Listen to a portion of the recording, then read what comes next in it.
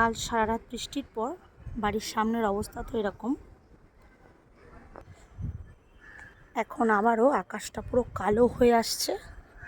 জানি না কবে জল সরবে। আজ তো সরার কোনো প্রশ্নই উঠছে না, 2-3 দিন মনে হয় লাগবে।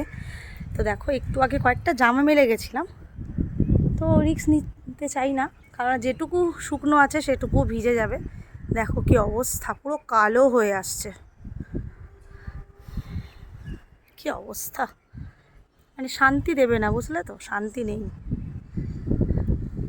দেখো মেঘটা শুধু দেখো। আমাদের কয়েকটা গাছ ছাদে রাখা রয়েছে, সেগুলো একটু দেখাই।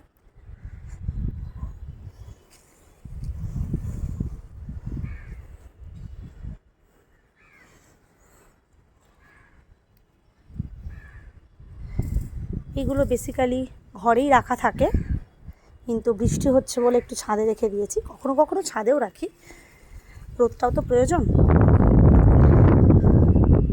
বৃষ্টি হলে এই গাছেদের খুব মজা, জলটা পায় অনেক, আমাদের আর জল দিতে হয় না আলাদা করে।